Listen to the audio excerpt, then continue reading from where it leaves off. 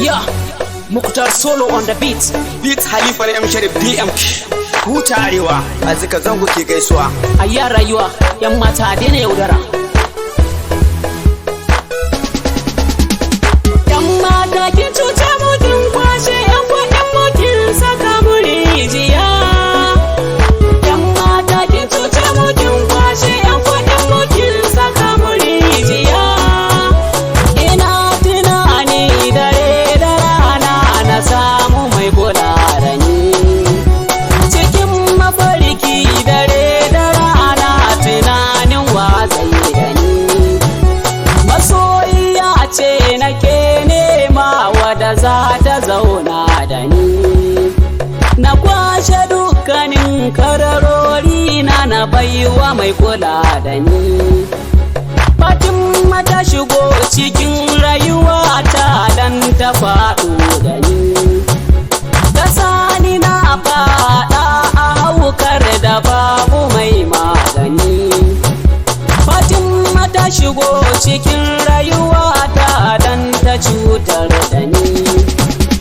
Ina farin ciki na samu abar so mai kula da ni.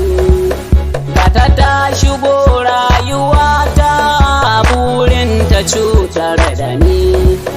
Fatima kin cire dukiya, kin cuce ni kin manta da ni. Yan mata kin cuce mu kin kwashe yan kuɗin mu kin saka mu rijiya.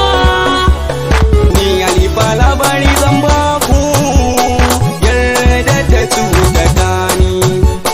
Na yi wanka na fito gida da yamma bayan wuni. Na tsaya ina ta hilata ta gidanka mini. Sai na ce da ita ne Halifan M Sharif mawaƙin zamani.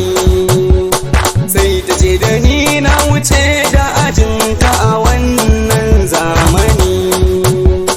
Ta yi wanka ta sha kwalliya ta gidanka mini. Ni kuma gashi babana gona yake zuwa da ni. Sai ta ce dole sai mai kuɗi ko ɗan zamani.